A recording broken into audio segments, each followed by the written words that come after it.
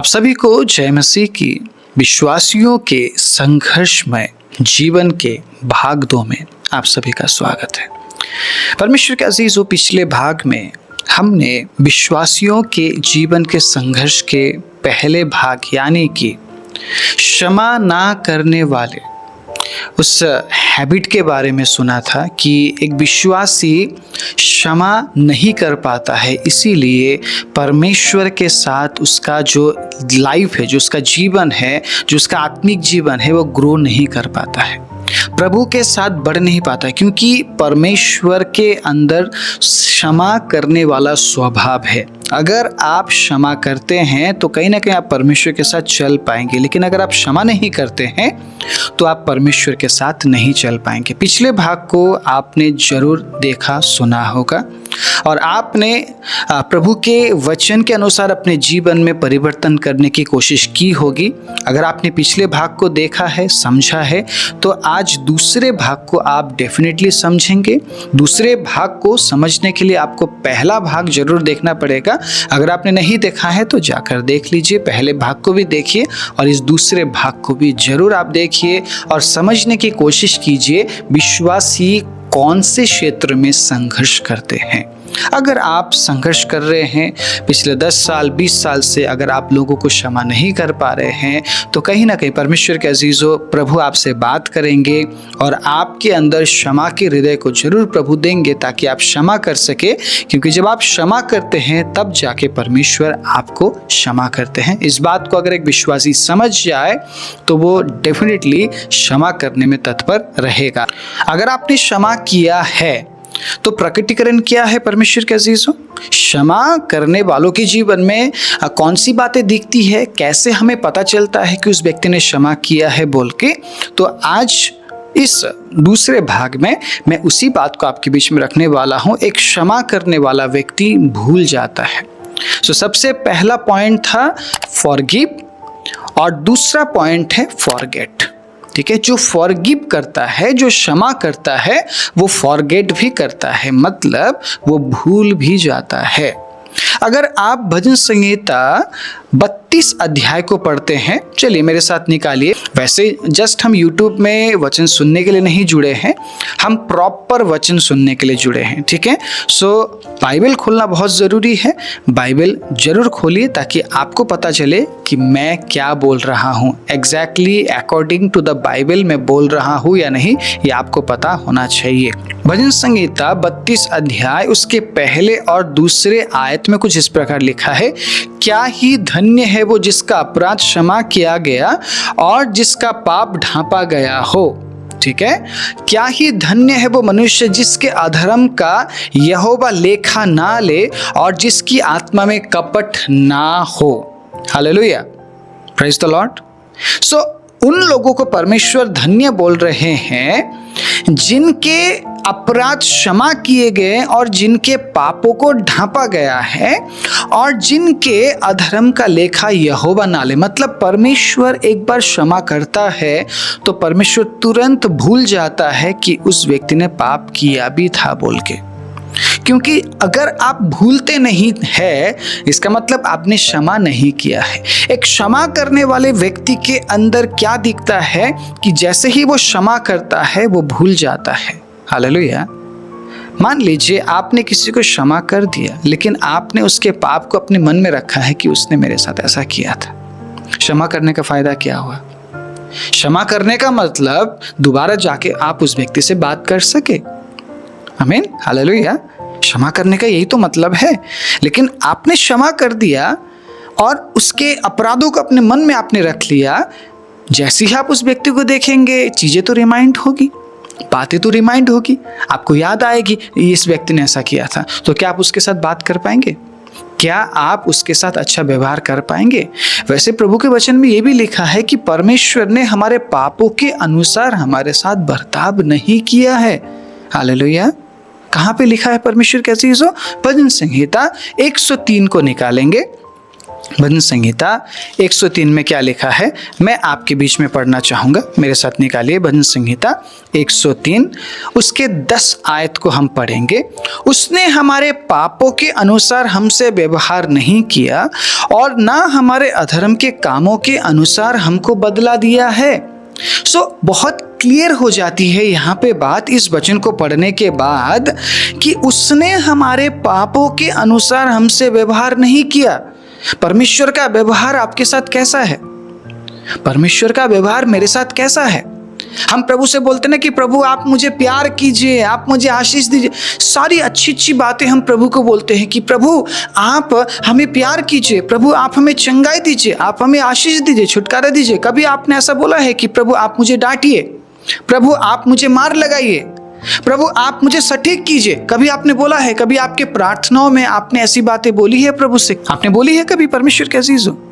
ज्यादातर लोग नहीं बोलते हैं। क्यों नहीं बोलते हैं? क्योंकि उन्हें डांट अच्छा नहीं लगता है, उन्हें पिटाई अच्छी नहीं लगती है। वैसे प्रभु के वचन में यह भी लिखा है, जो डाली फलती है उसे वो छांटता है और जिस डाली में फल नहीं लगता है उसे वो काट डालता है। छटाई का मतलब क्या है? छटाई का मतलब क्या है? जब किसी डाले को छांटा जाता है तो क्या उस पेड़ को मजा आता है? उस पेड़ की कई सारे टहनियों को काटा जाता है। परमेश्वर के अजीजों, जब हम छटाई करते हैं किसी पेड़ को तो उस पेड़ को तकलीफ होती है, क्योंकि छटाई के टाइम में काफी सारी बातें वो सह रहा होता है। हालेलुया। जब प्रभु आपको छटाई करता है तो आपको तकलीफ होती है, लेकिन कहीं ना कहीं वो छटाई इसलिए है ताकि आप और फल सके। समझने वाली बात यह है कि परमेश्वर हमारे पापों के अनुसार हमसे व्यवहार नहीं करता है। अगर परमेश्वर हमारे पापों के अनुसार हमसे व्यवहार करने लग जाए तो हमने लोगों के साथ जैसा बर्ताव किया है परमेश्वर भी वैसे ही हमारे साथ बर्ताव करेंगे। परमेश्वर हमारे पापों के अनुसार हमसे बात करेंगे। परमेश्वर तो कभी छुएंगे नहीं, भरेंगे नहीं। प्रभु कभी अपने प्रेम से हमें भरेंगे नहीं। प्रभु कभी हम पर दया नहीं करेंगे, क्योंकि हम तो पापों के कीच में थे, हम दलदल में थे, वहां से प्रभु ने हमें उठाया। हालेलुया। इसीलिए परमेश्वर का प्रेम सबसे ऊपर है, क्योंकि एक बार अगर उसने क्षमा कर दिया तो वो उस बात को भूल जाता है, लेकिन मनुष्य नहीं भूल पाता है। मनुष्य नहीं भूल पाता है। एक व्यभिचारिणी स्त्री को यीशु मसीह के पास लाया गया न्याय करने के लिए कि प्रभु आप इसका न्याय कीजिए। लोगों के हाथों में पत्थर था, लोग पत्थर मारने के लिए तैयार थे, लेकिन लोगों को ये नहीं पता था कि हम भी पापी हैं। वो अपने पापों के बारे में भूल गए थे। वो बस उस व्यभिचारिणी स्त्री के पाप के बारे में जिक्र कर रहे थे। तो प्रभु यीशु मसीह ने बोला, जिसने पाप नहीं किया वो पहली बार पत्थर मारे। लेकिन लोगों को पता चल गया यीशु क्या बोल रहे हैं। लोग वहां से चले गए, उन्होंने पत्थर नहीं मारा। तब यीशु मसीह ने उस स्त्री से बोला, जा अब दोबारा पाप मत करना, मैंने क्षमा कर दिया तेरे पापों को, अब दोबारा पाप मत करना। उस स्त्री पर किसी ने किसी प्रकार का लालचन नहीं लगाया, किसी ने कोई दोष वहां पे नहीं लगाया। यीशु ने उसके पापों के बारे में जिक्र नहीं किया कि तूने पाप क्यों किया, कितना किया, कैसे किया। प्रभु यीशु मसीह ने कुछ भी नहीं बोला। यीशु मसीह ने बोला, जा तेरे पाप क्षमा हो गए। उसके बाद हमें पता है वो जो स्त्री थी वो यीशु के साथ साथ यीशु के कामों में हाथ बटाती थी, यीशु के साथ साथ चलती थी, चेलों के साथ रहकर प्रभु की वो सेवा करती थी। Hallelujah, praise the lord. प्रभु भला है, प्रभु भला है। मेरे साथ बोलिए, प्रभु भला है, क्योंकि वो हमारे पापों के अनुसार हमारे साथ बर्ताव नहीं करता, ना उसने हमारे अधर्म का बदला हमें दिया। हमने कितने पाप किए, कितने हमने बुराई की, क्या उसका बदला आपको मिला है? उसके बदले तो यीशु मसीह क्रूस पर चढ़ गए। हालेलुया, उसके बदले यीशु क्रूस पर चढ़ गए। अगर आप ये सोच रहे हैं कि यीशु क्यों क्रूस पर चढ़े, तो याद रखिए इस बात को, आपके पापों के वजह से यीशु क्रूस पर चढ़े हैं। आपके पापों को लेकर यीशु क्रूस पर चढ़े हैं। सिर्फ आपके नहीं, पूरी दुनिया के पाप को लेकर यीशु क्रूस पर चढ़े हैं। इसलिए आज आप ये बोल पाते हैं कि मैं आजाद हूं, मैं यीशु के लहू से आजाद हूं। आप सिर्फ गीत नहीं गाते हैं, बल्कि आप गीतों के जरिए रियलिटी को आप प्रकट करते हैं कि आप आजाद हैं। तो आप यीशु के लहू के वजह से आजाद है। हालेलुया। तो परमेश्वर अगर भूल सकता है हमारे अपराधों को, तो हम क्यों नहीं भूल सकते? अगर हमें प्रभु के प्रेम में आगे बढ़ना है, ईश्वरीय प्रेम में अगर हमें जीवन को जीना है तो भूलना पड़ेगा। क्योंकि यशाया 43 उसके 18 में कुछ इस प्रकार लिखा है, मैं आपके बीच में पढ़ना चाहूँगा। यशाया 43:18 उसमें कुछ इस प्रकार लिखा है, सुनिएगा। अब बीती हुई घटनाओं का स्मरण मत करो, ना प्राचीन काल की बातों पर मन लगाओ। ऐसा क्यों है? क्योंकि अगर आप बीती हुई घटनाओं को स्मरण करते रहेंगे या पुरानी बातों को दोहराते रहेंगे तो नई बात आप प्राप्त नहीं कर पाएंगे, किसी को आप क्षमा नहीं कर पाएंगे, किसी के लिए आप भलाई नहीं कर पाएंगे। परमेश्वर के अजीज़ों, अगर आप पुरानी बातों में पड़े रहे, ओके, सो पुरानी बातों में पड़े रहने का एक ये भी मतलब है कि आपने क्षमा नहीं किया है।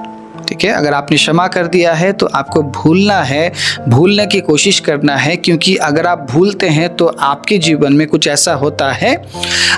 19वें आयत में लिखा है, देखो मैं एक नई बात करता हूँ, वो अभी प्रकट होगी, क्या तुम उससे अनजान रहोगे? हालेलुया। प्रभु पूछ रहा है, क्या तुम उससे अनजान रहोगे? क्वेश्चन मार्क दिया है वचन में। क्वेश्चन मार्क क्यों है? क्योंकि आप पुरानी बातों को भूल नहीं पा रहे हैं, पुराने लोगों को भूल नहीं पा रहे हैं। कई बार शैतान पास्ट को रिमाइंड कराता है, अतीत को हमारे सामने लेकर आता है ताकि हमारा वर्तमान बिगड़ जाए, वर्तमान प्रभु के साथ सही तरीके से ना चले। लेकिन परमेश्वर के अजीजों, वचन में बोला गया है भूल जाओ। 2 कोरिन्थी 5:17 में लिखा है, देख पुरानी बातें बीत गई, सारी बातें नई हो गई है। जो मसीह में है वो नई सृष्टि है, पुरानी बातें बीत चुकी है। अगेन वहां पे भी पुरानी बातों को भूलने के बारे में बोला जा रहा है। अगर आप क्षमा करते हैं, अगर आप फॉरगिव करते हैं तो नेक्स्ट स्टेप आप फॉरगेट की ओर बढ़ते हैं, आप भूलते हैं, ताकि आप नई बातों को परमेश्वर से प्राप्त कर सके। एक और वचन मैं आपके बीच में पढ़ना चाहूंगा, फिलिप्पी 3:13 से 14 आयत तक हम पढ़ेंगे। फिलिप्पी 3:13 और 14। प्रेरित पौलुस यहाँ पे क्या बोल रहे हैं, इस बात को सुनिएगा। हे भाइयों, मेरी भावना यह नहीं कि मैं पकड़ चुका हूँ, परंतु केवल यह एक काम करता हूँ कि जो बातें पीछे रह गई हैं उनको भूलकर आगे की बातों की ओर बढ़ता हुआ निशाने की ओर दौड़ा चला जाता हूँ, ताकि वो इनाम पाऊं जिसके लिए परमेश्वर ने मुझे मसीह यीशु में ऊपर बुलाया है। ये जो सारी बातें हैं ना, कनेक्टेड है परमेश्वर के साथ। फॉरगिव करने का मतलब है फॉरगेट करना। अगर आप भूलते हैं, पुरानी बातों से अगर आप निकलते हैं तो आप नई बात की ओर आगे बढ़ पाते हैं, उस इनाम को पाने के लिए आप आगे बढ़ पाते हैं, जिसके बारे में प्रेरित पौलुस बात कर रहे हैं।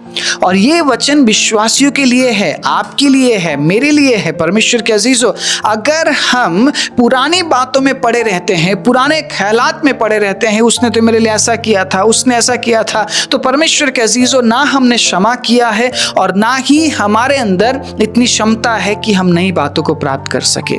क्योंकि परमेश्वर ने पहले ही अपने वचन के जरिए इस बात को हमारे सामने रख दिया है कि पुरानी बातों को भूल जा। अगर तूने क्षमा कर दिया है तो तुझे भूलना पड़ेगा, क्योंकि अगर तू भूलेगा तो ही तू नई बात की ओर आगे बढ़ेगा। पुरानी बातें, पुराने ख्यालात हमें पीछे की ओर खींचते हैं। पौलुस इस बात को जानते थे, इसीलिए पौलुस ने कहा कि अगर मुझे उस इनाम को पाना है, अगर मैं उस इनाम को पाने के लिए आगे बढ़ रहा हूं, तो मुझे पुरानी बातों को, जो बातें पीछे रह गई है, उनको भूलना पड़ेगा, तब जाके मैं उस इनाम को प्राप्त कर पाऊंगा। विश्वासी जीवन का संघर्ष ये है। परमेश्वर के अजीजों, प्रेरित पौलुस फिलिप्पियों की कलीसिया को ये लिख रहे हैं। इसका मतलब कलीसिया के लोग पुरानी बातों को लेकर बैठे हुए थे, इसीलिए पौलुस को ये लिखना पड़ा, पौलुस को ये बोलना पड़ा पत्री के जरिए कि तुम पुरानी बातों को भूल जाओ। विश्वासी इन बातों में स्ट्रगल करते हैं। कहीं ना कहीं विश्वासी के पास पैसा है, नाम है, फेम है, सारी बातें हैं, लेकिन एक साइड में एक सूखा आत्मिक जीवन लेकर चल रहे हैं, क्योंकि भूल नहीं पा रहे हैं। माफ तो कर दिया बोलते हैं, लेकिन भूल नहीं पा रहे। किस प्रकार का माफी दिया आपने? अगर आपने माफ किया है तो आपको भूलना पड़ेगा। और अगर आप भूल पाए हैं तो आप उन अद्भुत आशीषों को प्राप्त कर पाएंगे जो आशीषें प्रभु ने आपके लिए रखी है, जो इनाम प्रभु ने आपके लिए रखा है। अब इस बात को समझने की कोशिश कीजिए। प्रभु यीशु मसीह ने हमें बोला है क्षमा करो, तो ये आज्ञा है, कमांडमेंट है परमेश्वर के अजीजों। क्षमा करो, एक दूसरे को प्रेम करो, एक दूसरे को आदर करो। सो उसके बाद अगला स्टेप परमेश्वर क्या कह रहे हैं, भूल जा। ये भी कहीं ना कहीं कमांडमेंट है, ये भी कहीं ना कहीं आदेश है जिसे हमें मानना पड़ेगा, क्योंकि माफ करने से माफी मिलती है, भूलने से आशीष मिलती है। Praise the Lord. माफ करने से आपको माफी मिलती है, और जब माफी मिलती है तो आप परमेश्वर के अजीज हो। जिस तरीके से परमेश्वर ने आपके अपराधों को सिर्फ माफ नहीं किया बल्कि भूल गए, आप भी एक दूसरे के अपराध को सिर्फ माफ नहीं करते हैं बल्कि भूल जाते हैं, तो आपके लिए परमेश्वर ने अद्भुत आशीष रखी है। एक धर्मी व्यक्ति को यह करना ही पड़ेगा। हालेलुया। एक विश्वासी के जीवन का संघर्ष यही है कि वो भूल नहीं पाता है। इसलिए बार बार परमेश्वर का वचन कहता है, भूल जा। अगर आप भूलने में सक्षम होते हैं जो बीती हुई घटना है, बीती हुई बातें हैं, तो कहीं ना कहीं परमेश्वर के अजीज प्रभु आपको आगे बढ़ने के लिए सक्षम बनाएंगे, ताकि आप उस इनाम तक पहुंच सके जो इनाम आपके लिए इंतज़ार कर रहा है। अगर प्रभु ने आज इस वचन के ज़रिए आपसे बात किया है, हाउस ऑफ यूनिटी को जरूर सपोर्ट कीजिए, अपने हाथों को बढ़ाइए। हाउस ऑफ यूनिटी के लिए परमेश्वर के अजीज़ों विशेष योगदान आप दीजिए, ताकि इस सेवकाई को हम और आगे बढ़ा सके, इस विजन को हम और आगे बढ़ा सके। इस वीडियो को लाइक करके जाइएगा, इस चैनल को सब्सक्राइब करके जाइएगा, और अपने प्रियजनों के साथ जरूर इस वीडियो को साझा कीजिएगा। आइए अपनी आंखों को बंद करें। राजाओं के राजा, प्रभुओं के प्रभु, हम धन्यवाद देते हैं आज के सुंदर वचन के लिए। पिता, आपके प्रिय बेटे और बेटियों को आप बहुत ज़्यादा प्यार करते हैं, इसीलिए प्रभु आप हर दिन उनसे बात करना चाहते हैं अपने वचन के ज़रिए। होने दीजिए प्रभु, जितनों ने आज तक कई सालों से प्रभु बातें दबा के रखी है, भूल नहीं पा रहे हैं, आज एक ऐसा मन उन्हें दीजिए प्रभु, ताकि वो पुरानी बातों को भूलकर नई बातों की ओर आगे बढ़े, उस इनाम की ओर आगे बढ़े जो इनाम आपने हर एक विश्वासियों के लिए रखा है, ताकि प्रभु वो इस इनाम को प्राप्त करते हुए प्रभु आपके साथ हजारों हजार साल राज कर सके। प्रभु वचन सुनने वाले सभी पर आपके आशीष और अनुग्रह को ढेलते हुए प्रार्थना प्रभु यीशु मसीह के नाम से मांगते हैं, आमीन।